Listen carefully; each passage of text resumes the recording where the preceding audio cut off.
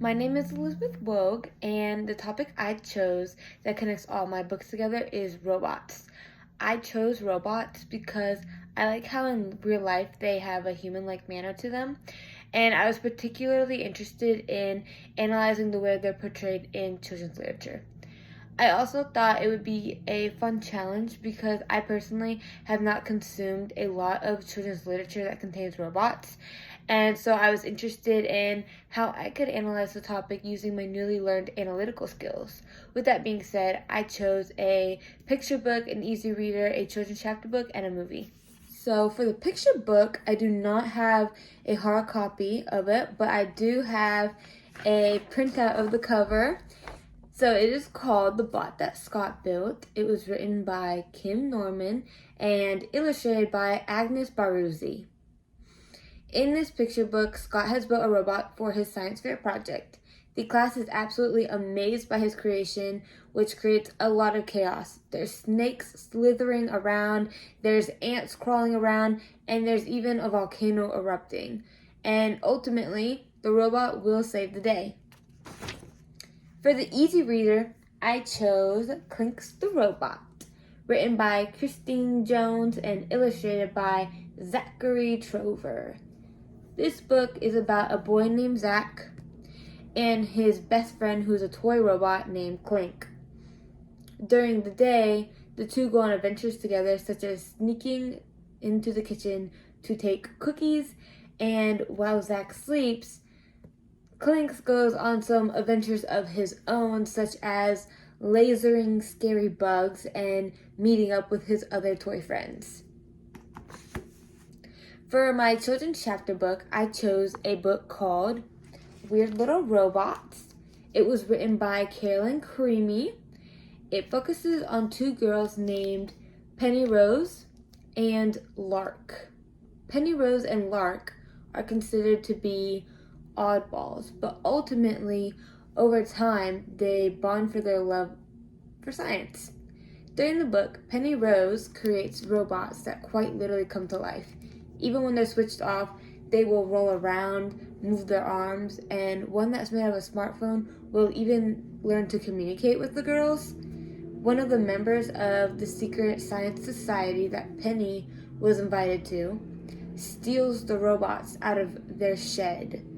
And the two best friends who were in a fight now have to come together to save their beloved robots. For the fourth piece of children's media, I chose a movie. The movie is called WALL-E. It's a Disney movie. It was created by Andrew Stanton. The movie WALL-E follows a robot who is designed to clean up and compress trash on the earth. But also, he likes to watch TV, listen to music, collect trinkets, and eventually, WALL-E will go on a mission to bring the humans' attention to the dying Earth in hopes that they will begin to restore life on Earth. And this happens after he finds a plant which he very carefully cares for, and he will eventually find a potential love interest. Three trends that I noticed within all four pieces of the children's media included the robot having a mind of its own, the robot having a creator or an owner, and the bot having an intended purpose. So the first one I'm going to talk about is the robot having a mind of its own. In the children's picture book, The Bot That Scott Built, we see that the robot saves the day, but this is because Scott pressed a button. But by the end, after they have saved the day, the robot was waving without a push of a button, when earlier in the book it was clear that the bot was built to move only when a certain button was pressed. So it leaves one to think that if he can wave on his own, which alone shows he potentially has a mind of his own, then what else can the bot do? In Clinks the Robot, Clink was just a robot toy. He didn't seem to function at first, but we quickly realized that when his owner would go to sleep, Clink would get into his rocket and go on adventures where he'd laser bugs, hide in bushes to scare the squirrels, which that alone shows that he has a sense of humor, and he would even meet up with his other toy friends. And then, in the book Weird Little Robots, the robots would move around and communicate with each other even when they were powered off. One of the first examples in the books would be implied because when Penny would leave the shed overnight and come back, the robots would be in drastically different places. Across the room, under tables, things would be altered. But soon the robots would begin to function this way, even when the girls were in the room. At one point, they even had some requests, such as they requested a pet squirrel, which shows that they have wants and needs, which goes with having a mind of your own. And then the last piece of children's media is the movie WALL-E.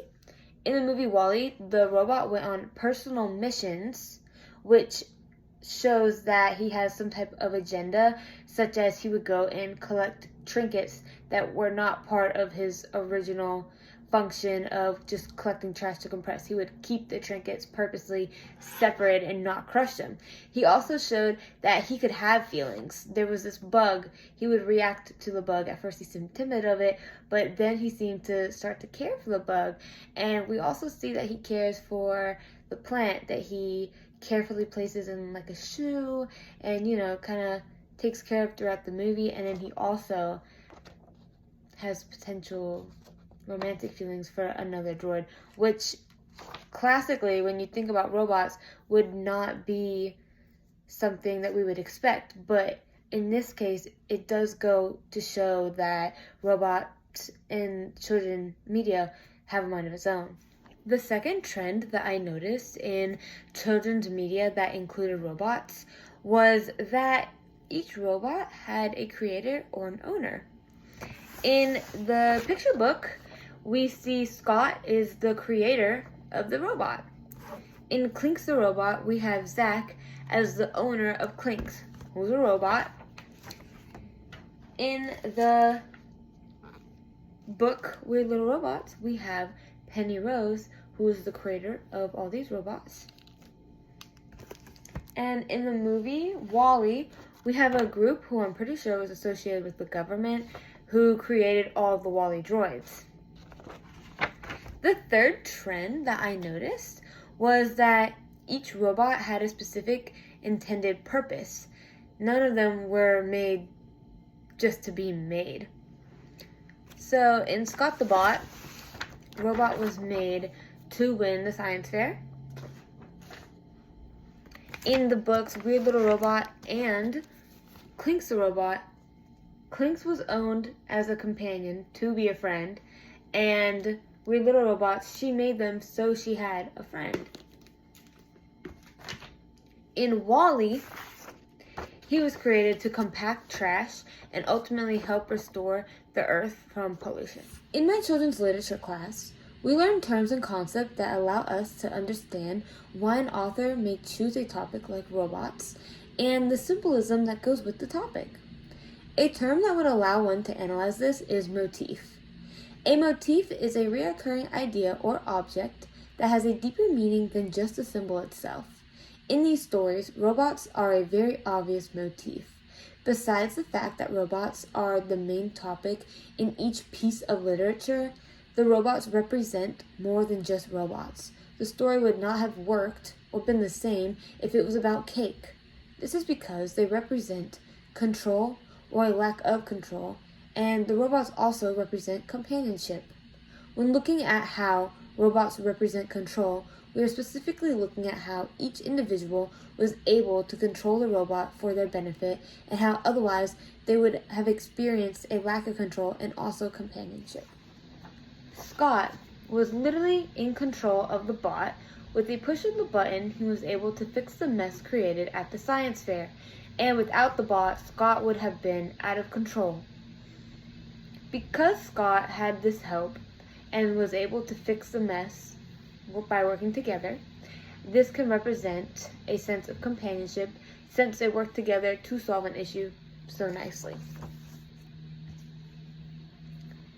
In Clinks the Robot, Zach was likely out of control before he had Clink. One can make this inference because it was stressed over and over again that Clink was his best friend.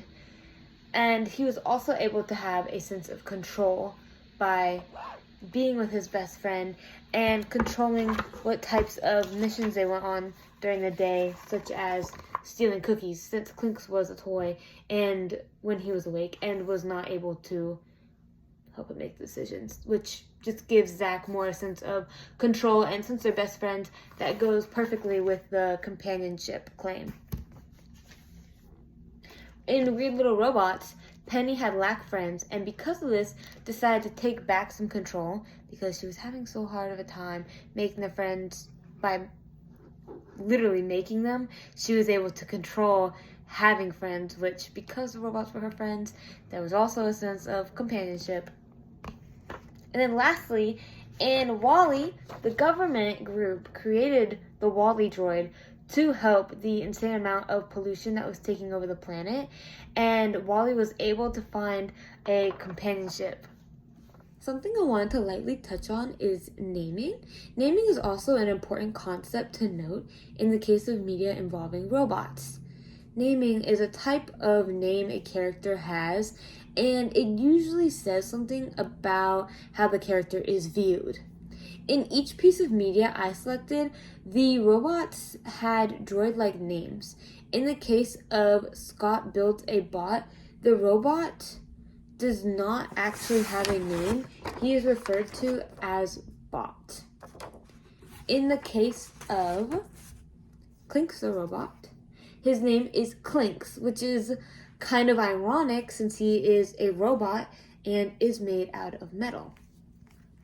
In the case of Weird Little Robots, she has a robot she made out of a phone named iPam because it's an iPhone, and then she also has another robot who's a calculator named Data.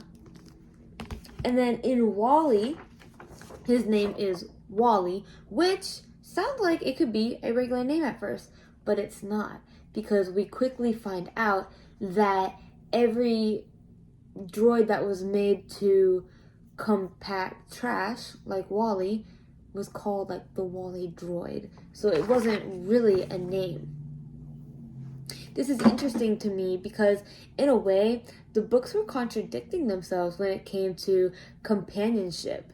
Each book had a sense of companionship, but the bots still had very droid-like names, which I feel like goes back to the characters having control because it kind of reminds them, the robots, who's in charge.